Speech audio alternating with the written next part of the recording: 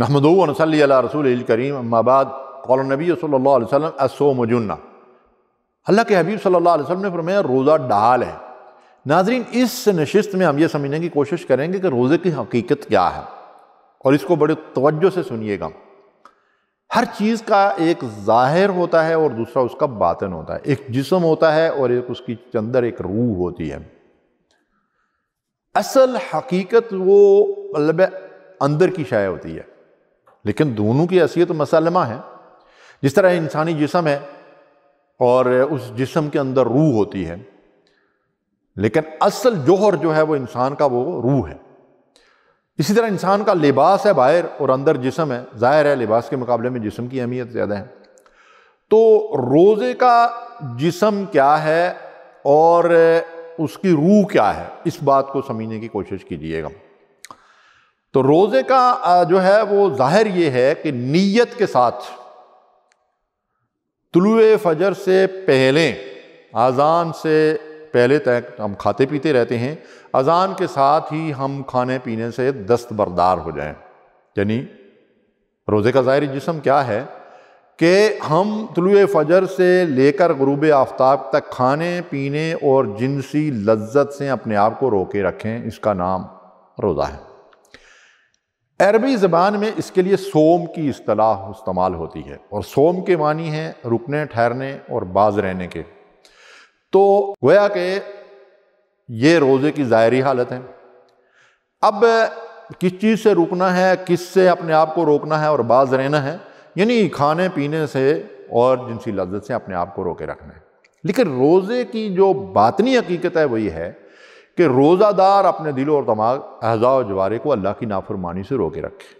اسی حقیقت کو نبی مہربان صلی اللہ علیہ وسلم نے یوں بیان فرمایا کہ الصوم جنہ، روزہ ڈھال ہے۔ دیکھیے، ابلیس لعین اور نفس امارہ ہمارے دشمن ہیں، ایک خارجی اور دوسرا داخلی۔ نفس امارہ میں خواہشات کے منو کے حساب سے ڈیر لگے ہوئے ہیں، خواہشات وہ پورا ہونے کا نام ہی نہیں لیتی، اس کی حل میں مزید کی پیاس بجھتی ہی نہیں۔ اور نفس امارہ کو اس سے کوئی غرض نہیں کہ آپ اس کی ڈیمانڈ کو، خواہش کو حلال طریقے سے پورا کرتے ہیں یا ناجائز اور حرام طریقے سے پورا کرتے ہیں۔ وہ اس کے اندر تو صرف خواہش پیدا ہوتی ہے، وَإِنَّ النَّفْسَ لَأَمَّارَةٌ بِالسُّوءِ، وہ تو ہمیشہ انسان کو جو ہے وہ غلط خواہشات کی طرف ہی دھکیلتا رہتا ہے۔ تو نفسانی خواہشات کی عموماً 3 اقسام ہوتی ہیں: کھانا پینا، آرام کرنا اور سونا، اور جنسی لذت حاصل کرنا۔ ان میں سے کوئی بھی خواہش اپنی حدود سے تجاوز کر جائے تو انسان حیوان ہی نہیں، حیوانوں کی سطح سے بھی جو ہے نیچے گر جاتا ہے۔ اللہ تعالیٰ فرماتے ہیں ارأیت من اتخذ الہہ ہوا، کیا تو نے اس شخص کو دیکھا جس نے خواہش کو اپنا خدا بنا لیا ہے؟ یعنی ہاں، کون سی خواہش؟ جائز خواہشات بھی ہوتی ہیں، ناجائز خواہشات کو، کہ وہ خواہشات کو پورا کرنے میں لگا ہوا ہے۔ جس نے خواہش نفس کو اپنا معبود بنا لیا ہے، اس کی ہر ڈیمانڈ کے پیچھے دوڑتا ہے، اور اللہ کی مرضی کو بالائے طاق رکھ کر صرف خواہشات کے پیچھے بھاگنا، یہ خواہشات کو خدا بنانا ہے، ان کو الہ اور معبود بنانا ہے۔ ناظرین، روزہ اس ساری خواہشات کو شریعت کی لگام ڈال کر فطری حدود کے اندر رکھنے کی مشق کراتا ہے۔ روزانہ 24 گھنٹے نفس کی لگام آپ کے ہاتھ میں ہوتی ہے، آپ اس پر سوار ہوتے ہیں۔ اگر معاملہ الٹ جائے اور خواہشات انسان کے دل و دماغ پر سوار ہو جائیں اور ہماری لگام نفس امارہ کے ہاتھ چڑھ جائے تو یہی انسان کی ہلاکت ہے، اور اسی کو قرآن کی زبان میں کہا گیا ہے ذالک هو الخسران المبین، یہ کھلا دیوالیہ، یہ خسارہ ہی خسارہ ہے۔ امام بخاری رحمۃ اللہ علیہ نے حضور کریم صلی اللہ علیہ وسلم کے اس فرمان کو ہمارے لیے محفوظ کیا ہے، جس کے ذریعے سے ہم سمجھ سکتے ہیں کہ روزے کی حقیقت کیا ہے۔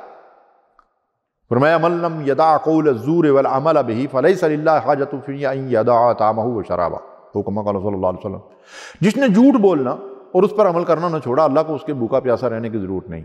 ناظرین، مطلب کیا ہے کہ روزہ رکھ کر ہم نے برائی کو، گناہ کو، اللہ اور رسول کی نافرمانی کو چھوڑنا ہے اور اللہ اور رسول کی اطاعت اختیار کرنی ہے۔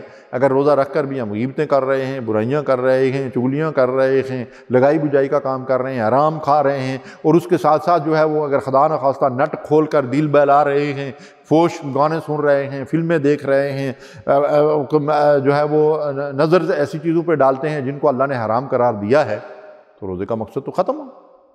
سوچنے کی بات ہے۔ تو روزہ پورا 1 مہینہ ہم سے برائیوں کو چھوڑنے کی ایک مشق کرائی جاتی ہے تاکہ ہم ساری زندگی برائی کو چھوڑنے اور نیکیوں کے کرنے کی اور بلائی کو کرنے کی جو ہے وہ کیا خوگر ہو جائیں، ہمیشہ کے لیے برائیوں سے ہمیں نجات مل جائے۔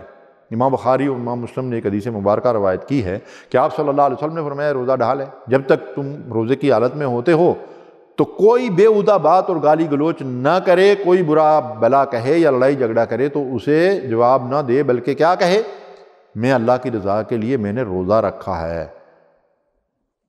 ڈھال وہ ہتھیار ہوتا ہے، دیکھیں جب کہا جاتا ہے نا کہ صوم جنہ روزہ ڈھال ہے، تو ڈھال وہ ہتھیار ہوتا ہے جو دشمن کے وار روکنے کے کام آتا ہے۔ تو ہمارا دشمن ہمارا نفس اور شیطان ہے، تو روزہ ہمارے لیے گناہوں اور شیطانی واردات سے بچنے کے لیے ڈھال تبھی بن سکتا ہے کہ جب ہم روزے کی اس حقیقت کو سمجھ لیں اور اپنے پورے جسم و جان اور اعضاء و جوارے کو اللہ کی نافرمانیوں سے بچائیں۔ اگر ہم نے روزہ رکھ کر بھی گناہوں کو نہ چھوڑا تو سامعین پھر ہمارے حصے میں کیا آئے گا؟ اللہ کے نبی صلی اللہ علیہ وسلم نے فرمایا کم من صائم لیس لہ من صیامہ الا الظمأ، کتنے روزہ دار ایسے ہیں جن کو بھوک پیاس کے سوا کچھ نہیں ملتا۔ تو پھر ہمیں چاہیے کہ اس ماہ مبارک میں غیبت، چغلی، جھوٹ، خیانت، حرام خوری، حرام کاری، دھوکے، فراڈ، تمام برائیوں کو چھوڑ دیں تاکہ اس مشق کے ذریعے سے ہم رمضان کے بعد اللہ کی نافرمانیوں سے اپنے آپ کو جو ہے وہ روک سکیں۔ ناظرین، رمضان صبر کا مہینہ ہے اور صبر کی جزا جنت ہے۔ امام احمد اور بیہقی نے روایت بیان کی ہے کہ روزہ نصف صبر ہے، اور امام ابن قیم فرماتے ہیں کہ نصف ایمان صبر ہے اور نصف ایمان شکر ہے، تو گویا کہ صبر اور شکر ملتے ہیں تو بندے کا ایمان مکمل ہو جاتا ہے۔ لیکن ہماری بدقسمتی یہ ہے کہ ہم روزے کی حالت میں کسی کی معمولی ناپسندیدہ بات پر بھی بھڑک اٹھتے ہیں، زبان سے گالی گلوچ اور دست درازی سے بھی باز نہیں رہتے، اور پھر کہتے ہیں کہ اس کو پتہ نہیں ہے کہ میرا روزہ ہے۔ گویا روزہ رکھ کر ہم نے اللہ پر کوئی احسان کیا ہے، نعوذ باللہ۔ ہم روزے کے مقصد کو ہی نہیں سمجھتے۔ روزہ صبر کی تعلیم و تربیت دیتا ہے اور ہم روزہ رکھ کر بے صبری ہو رہے ہیں، یہ کیا معاملہ ہے؟